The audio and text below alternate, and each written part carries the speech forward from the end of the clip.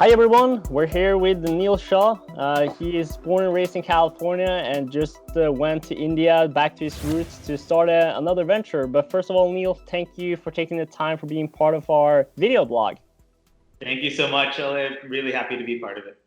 So I think one of the key questions that we always like to start about. So why don't you tell us a little bit about your academic and professional background? What do you do? All right. It's been a long one. I may not look it, or maybe I look it. It's been many, many years in the industry and also just the academic journey. So I started, as you said, in California, went to UC Santa Barbara. They didn't have a sports management, um, uh, degree program. They did a minor. So I did a major in business economics and a minor in sports management. Okay. Ended up in London for a year studying economics. And while I was there, tried to learn as much about the football industry, the soccer industry, or football, Yep. because it was a lot more established than what we had in California in the Right. 90s. Around that time I came back, I was clear I wanted to work in professional football or soccer. So I'll call it football from now on because it's just an American accent with saying football, things with helmets and all. Right, right.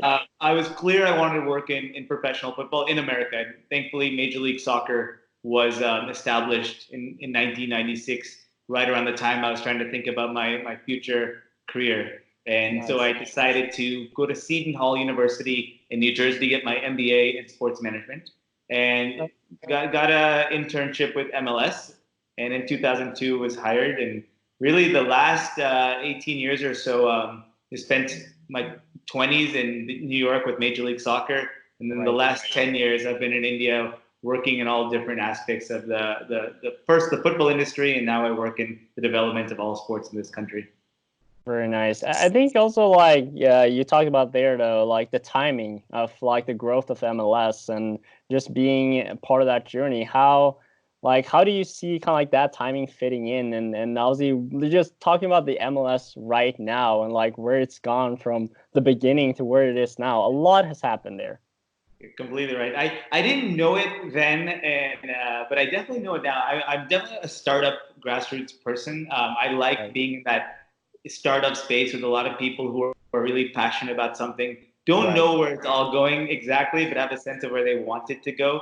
And every day and every new achievement is exciting. So MLS, when I joined, it was only 6 years old. So it's like a toddler. It's a young child.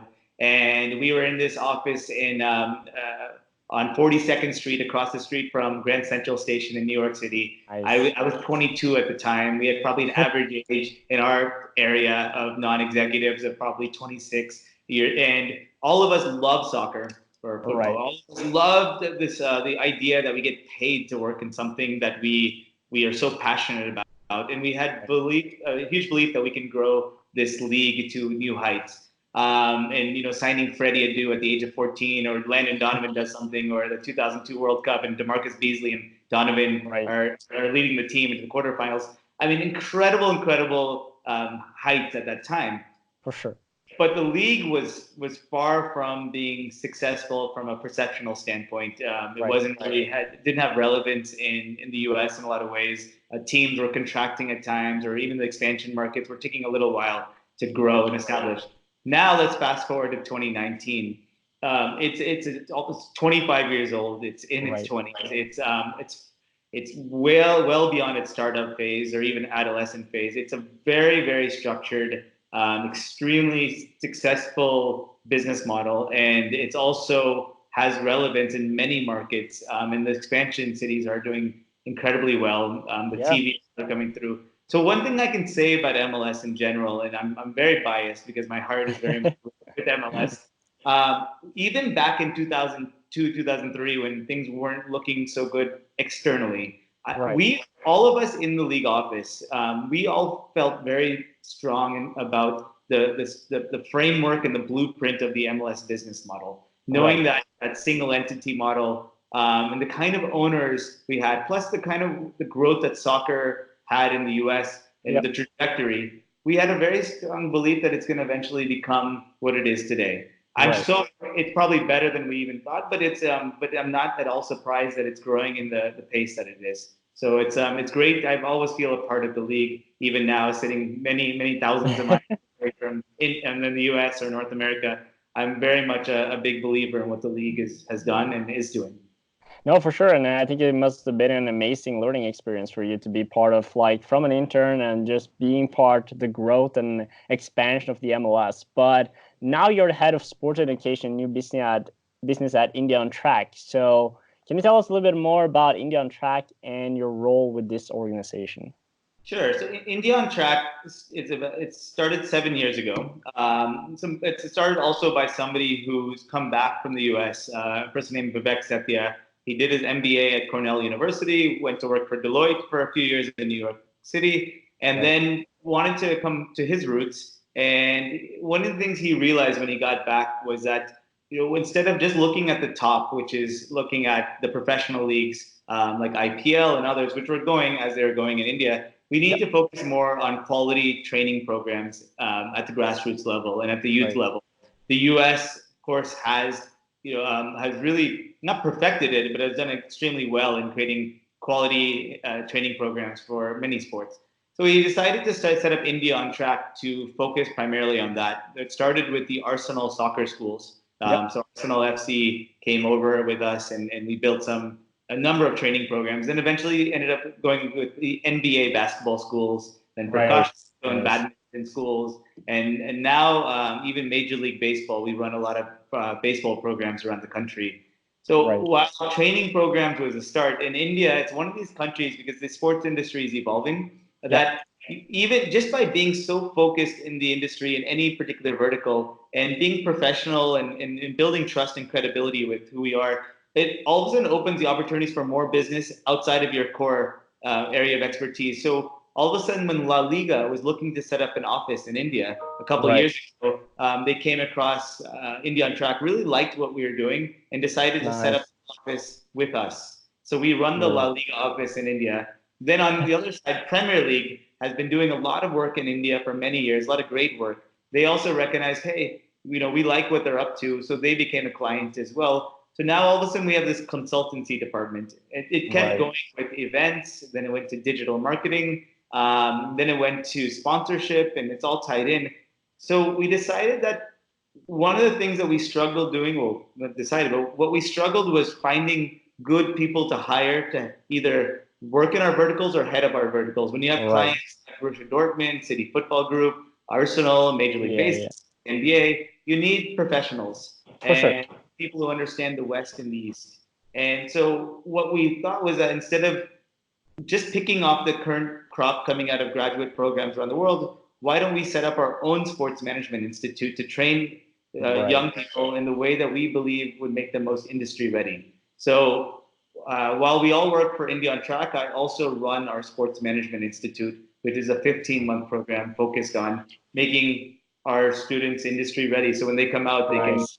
kick butt in an Indian organization or a global organization, but they can think and act in a particular way that's going to make them successful in the industry.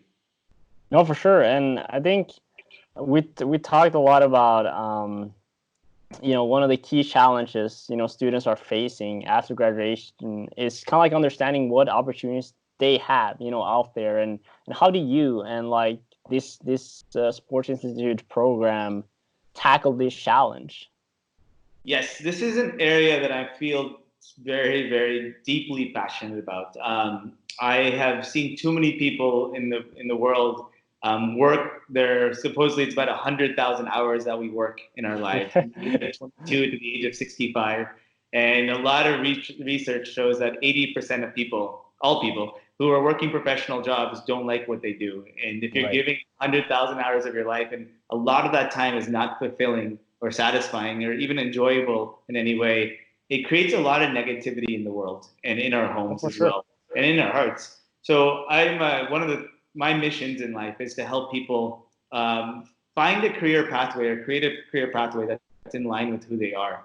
And Right. of course, we bring this into our program. So the first 2 months of our program, while we spend time with sports, guest lectures, and so on, and Yeah. industry visits, most of it is focused on understanding who you are, like, as an Right. individual.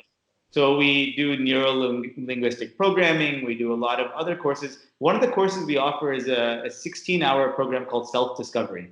So it's Nice. really looking at your strengths, your passions, and your purpose, and Right. spending a lot of time asking some soul-searching, introspective questions to try to figure out, okay, who am I really? Do I really just want to work for Manchester United or Real Madrid, or why Right. do I want to? Or is that just something that's kind of cool, but without even really going deep inside of myself? For sure. We do, that's one part. The second part we do in unison is industry mapping. So Yep. we spend a lot of time mapping the whole industry and actually having them play roles on how each stakeholder interacts with one another. Right. So by the time the first 2 months are done, each student should know who they are much better than they ever did before. And two Right. is they should see where who they are aligns with the industry and different aspects of the industry and how each part of the industry can help them fulfill their purpose in life. And and then the next, what would be 14, 13 months, would be a lot of going deeper into that now through Right. our faculty interaction, through our internships, through our conversations with guest lecturers, through our trip to Right. England with the Premier League. So all of that, then by the time you're done with the program, at least you should be far closer to moving into a direction which is more in line with yourself. Because there could be somebody who's better in a big corporate office like Star Sports working there. And there could be, because they see that they want to be in that space, they like that environment, and it Right. fulfills some sort of mission of theirs.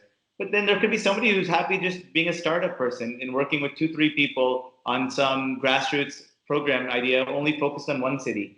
But that fulfills a part of who Yeah. they are. And No, for it sure. doesn't necessarily mean that just working for the biggest company is going to make you happy, as we've seen with many people who've left Right. great, great companies. It's much more about what environment and what scope of work is aligned with who you are.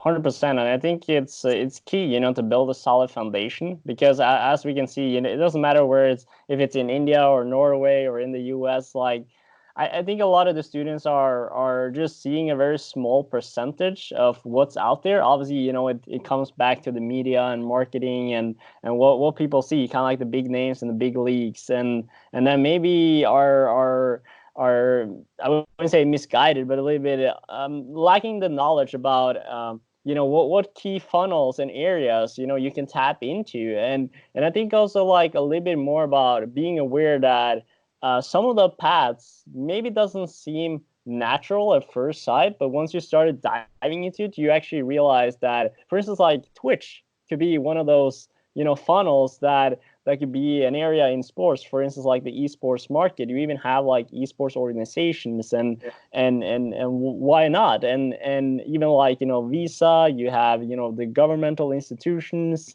and I think what you say, like guidelining them a little bit about the different stakeholders and how they interact. And I think one of the key challenges, perhaps going forward, is how are we showcasing the variety and the spread of the sport industry, because as also the industry is becoming more professionalized and growing, more and more stakeholders will be part of this magnificent industry that we're part of. So I think it creates definitely a solid framework, which I think it's needed because it's starting to become a very massive industry. And as you said, some people would be a perfect fit for startups, and other people not. And maybe that's a big corporation. Maybe it's a different kind of funnel or roadmap that they wouldn't even think about in the first place. And I think even like for me, like I never saw myself as an entrepreneur or doing a startup, but here we are. So, I think you got to have an open mindset, and I think that's also very key for people in that journey, is that be open, for exploring opportunities. Well said. No, completely right. Yeah. So, just diving a little bit into like, um, as a front runner of innovative sport education, what do you see as the future trends in this field of study? Yeah, so I see a couple of things. One of them is what we've done with GISB. It's an industry-designed sports management institute. So while I've enjoyed studying at places that are in academic institutions, what I've seen with certain academic institutions is that when they're teaching sports management, unless there's a number of industry practitioners that are part of the full-time or adjunct faculty, it becomes slightly disconnected from what you're learning is slightly disconnected from really what the industry requires at that time, or Right. even where the industry is at. I don't see it as much in the U.S. as much, Yep. now it does exist in certain places, but For I sure. see it a lot more in Asia, definitely in India, where a sports management program would get launched in a reputed university, but it would just be siloed in one place, and then you would have business school teachers and others come over and teach sports marketing, but maybe Right. they not worked in sports for much of their lives or at all. And unfortunately, when the students come out of the program, they're not necessarily any more connected to sport than they were before they started, Right. which is unfortunate. What we do here at GISB is, because we have about 100 employees at India on Track, plus Yep. clients that are representing thousands of other people working in sports, we have a Right. pretty good sense of what the industry requires. And when we design this program, it's all about keeping in mind industry ready from every one of our hundreds of hours that we offer, or thousands of hours. We make sure everything is connected to industry ready, industry ready. The second thing Yep. is that when you're doing it in that way, you have many people that are our own contacts, because relationships are so important. The 100%. next is key. So when Yeah. we're already doing business and partnerships and others with people in the industry, with India on Track. So when I have to pick up the phone with somebody who, say, works at a professional football club or a cricket team, I can pick up the phone and call them, and they trust me because we've already Right. worked together in the same team, or we've done a deal together, or we've done Right. some other sort of kind of campaign together. So then if I say, one of our students is very is primed to work in your team, it's a lot easier. Placements become a little bit easier. Plus, the teachers are also employers, so it becomes Yeah. easier for them to spend 16 hours with one of my students and say, you know what, I want this so and so no matter what, because I really like how he or she performed while I was teaching. So one is industry designed. I think that's Yep. critical. And the second part of it is what I would love to see, and one of the things I want to try to go deeper in is simulated case studies for sports management, meaning that Right. we see a lot of static case studies. So, as you know, a case study is you go back and you look at a whole case, you write about Yep. it, and now you can Yep. read about it. Anybody can understand what were the context behind certain things, and what was the Right. outcome.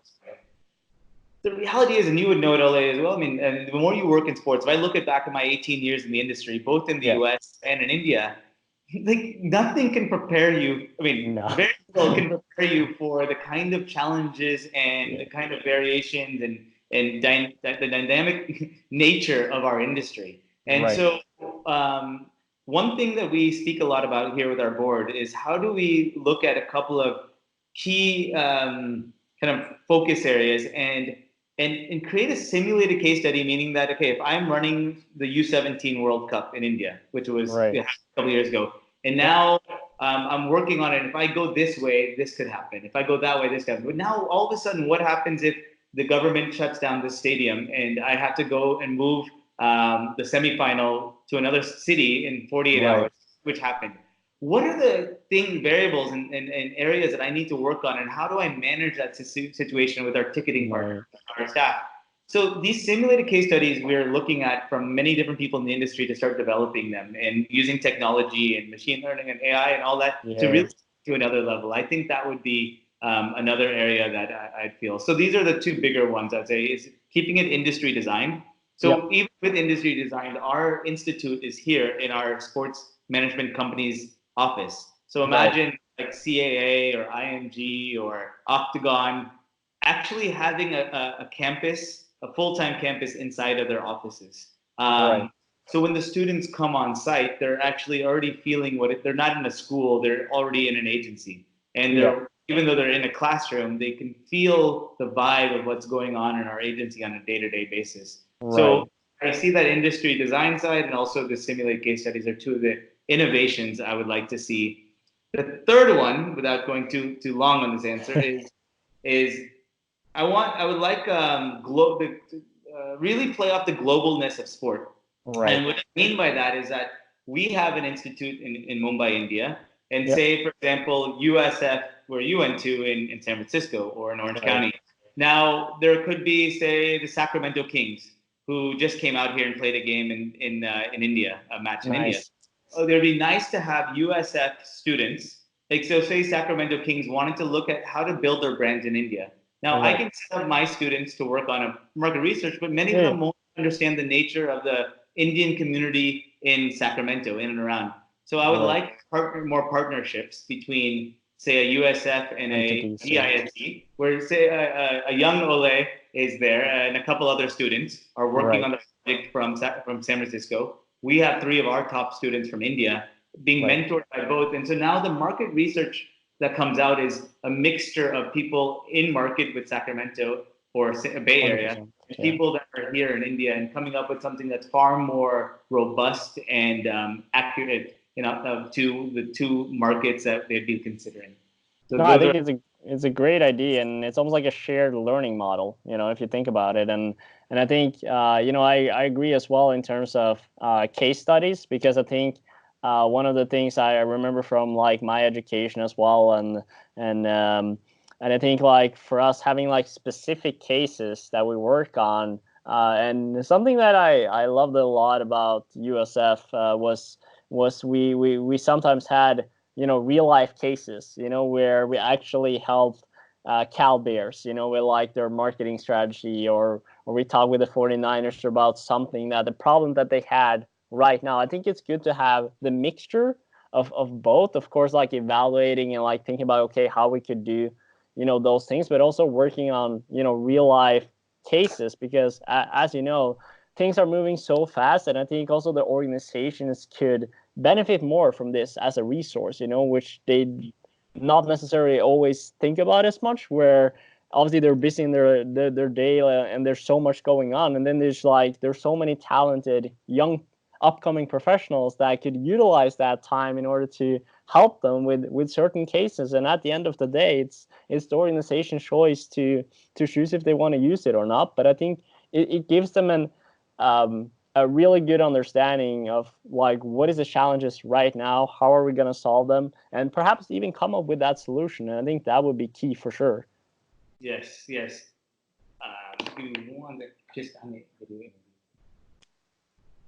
go ahead, go ahead. No worries. Yeah, and I think just let us dive a little bit back into your time in the MLS. So after working several years there, and obviously going to India, what is some of the key learning points you bring with you, and what have you learned after the move in comparison with the different sports markets? So from the time the MLS, and you want a little bit about India as well. So Yes. MLS was for me. I was overseeing the fan development department for Major League Soccer, and in 2002 when I started, we didn't have a large budget for fan development, and the league was 10, then eventually 12 teams, and it was just really getting going. But what we did was we actually used a lot of our sponsorship funds that came in through Panasonic or Radio Shack or Right. Pepsi, and allocated some of that money to go out and build programs that to connect with either Hispanics, youth, or 18 to 34-year-olds who loved soccer or loved football but didn't necessarily love MLS. Right. And then we also built relationships with US Youth Soccer and AYSO and US Club Soccer, and these were just barter relationships to create more awareness about MLS. So those early days were more about squeezing whatever we could out of whatever money we could, and also becoming very hyper focused on our target markets Yep. and creating programs and partnerships to reach them without having to spend too much. That was it. For sure. And as the years went by and our budgets grew and people like David Beckham decided to join the league and Right. others, we were able to do, my department could do a lot more that wasn't connected to a sponsor right away or connected to a body that was just a barter relationship. So my focus then became a lot more about a consultancy role where I'd actually work with our clubs to help them build relationship with stakeholders in their community Right. that had Right. nothing to do with tickets, that had everything to do with just building a Yeah. genuine Yeah. Yeah. relationship, working with supporters clubs and empowering them, working with our Soccer United marketing team when Barcelona would come over or when Real Madrid or anybody else. we would actually try to leverage those relationships with FC Barcelona or the Mexican national team to drive more awareness and support for MLS and try to find innovative ways to do that. Right. By the time I left in 2009, the league had completely changed. Toronto FC, Seattle Sounders, Portland Timbers, these are the clubs that completely redefined MLS because when Yeah. they came into the league, the kind of fan base that existed, the kind of supporters, just culture, the Right. stadiums were built inside of the cities instead of in suburbs. So all of this really, really made a difference. I learned a lot. When I moved to India, I went right back down to my grassroots I put my grassroots hat back on. Right. India was a place where there was a lot of passion for football, but not a lot of structure. Right. And the dialogue between the top people with money Yep. or power or access and the grassroots community who loved the sport, it wasn't very strong, nor was Right. it collaborative or effective in any way. So a lot of what I did in India, which is a new country to me outside of being from an Indian, Yeah. Yeah. from the Indian and Indian by blood, I never lived in this country. Right. So a lot of what I did the first few years were just travel around the country meeting people. I was Yep. working, thankfully, for a football consulting company that allowed me to do this. And I built relationships with many people and tried to understand what is it that this, how can we all work together to start to grow the game in this country in a structured Yep. and sustainable way.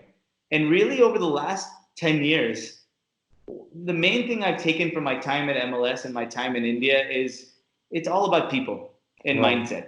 Mindset Right. and people. I mean, it's people with mindsets. So the money, For sure. the money exists. Money is in our world. Whether you're in India, whether you're in the U.S., whether you're in Europe, there is money there right Right. now. However, a lot of the challenges and lack of growth and sustainable growth mostly has to do with the mindset's ability to collaborate and think progressively as well, Right. and also think patiently and sustainably. And these are all buzzwords, but the reality is when Yeah. you Yeah. see it place, when you think of a country like India with 1.3 billion people, the first thing some big person would think of, or a big organization, would come to India and say, I want to start being all over the country. I want an India strategy plan. The Right. reality is it's a continent in itself. It's Yeah. very hard. It's okay for me being a director of a professional league in America to come to India and start a small school program in one small part of Delhi and be proud of that. And Right. then from there, build some credibility with people, go more, and Right. then eventually catch the eye of FC Barcelona and bring Barcelona over to India to set up their schools program. So this is how my journey went. Is it's okay to start small, and Right. MLS taught me that in 2002, a lot of people said you should just leave MLS and go to NFL or go to NBA or go to Right. NHL or anywhere but or even NCAA. Don't be an MLS. That league won't be around longer. But I was like, you know what?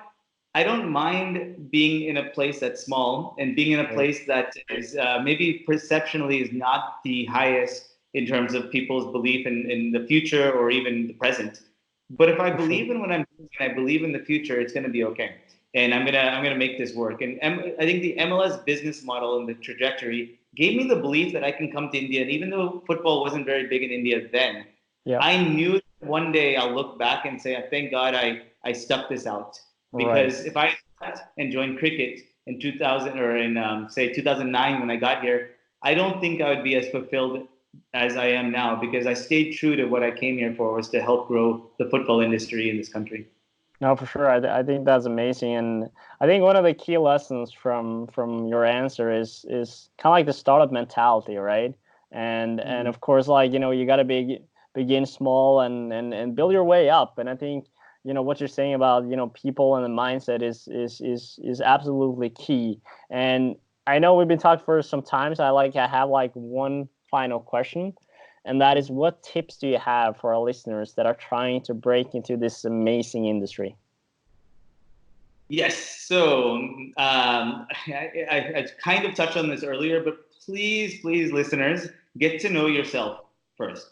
You'll learn a lot in your sports management programs. You'll learn a lot from your faculty, I mean, from your guest lecturers, from each other. Great.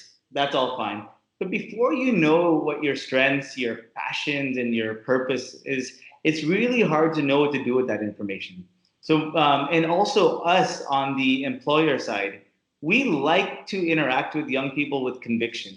We don't you don't need to know everything, but for sure. we want you to be enthusiastic and pretty clear that you want to go over here and your why is somewhat defined. It doesn't have to be perfect, I promise you, but just as long as you spend a little bit of time thinking about yourself, whether through meditation or self-reflection time or whatever it might be, talking to people you trust to share more about what they believe, is who you are, what they get from you. I feel like that is the most important thing that any sports management student can do. One. The second thing is if you want to do something big in life, really big, like, and a lot of us do want to go work for the Olympics or this, or bring a particular sport to a new country. Yeah. Great, but just Google is one of the best and worst things because Google allows you sit in your couch and just find information, which is fine. But sometimes you just got to get on a plane and just go. When Right. my dream was to live in India and do something meaningful in sport, and I've been saying that since 2004. Yet in 2007, I realized I'd never even been to India. How could I Right. ever do something meaningful in sports? So in 2007, I just booked a ticket, backpacked around the country with 300 footballs, and donated them to people, and Right. as a way to get to know people, and as a way to learn. And then I came back again in 2008, and I wrote a SWOT analysis on the flight back to New York City, saying that this is where I feel like I can best suit the industry in India. And then in 2009, I resigned and moved to this country and joined a company here. So I would say one is get to know yourself. Two is get to know, just be adventurous. If you've Right. studied so hard, you've already done your undergrad, now you've done your postgraduate or you're in the middle of it. You've spent a lot of money and time in classrooms. Great. But sometimes then feel comfortable that you can take a risk, and if it doesn't work out, you always have your foundation to go back to. So I'd say 100%. those are the two most important things: is get to know yourself and be adventurous in pursuing your dreams. I couldn't agree with you more. It's a perfect way to end it. And as myself, like when I came up with this crazy business idea, I just said to myself that obviously you got to build a solid foundation, and obviously I went over to the U.S. and I did my master, but at some point you just got to go for it. And if it works, it works, and if not, you have learned a ton that you will bring with you on your next venture. So I think it's a perfect advice. And for all the young people out there, don't be afraid to take a risk. Whether that's going to a new country to study, whether it's reaching out to people that you maybe don't think would speak with you, top leaders or whatever it might be, and don't be afraid to go after what you want. But build a solid foundation. Come up with some ideas and have some groundwork for it, and then you never know where you're gonna reach. So with that, Neel, I would like to thank you once again for the time, and we always finish with "Vi snakkes."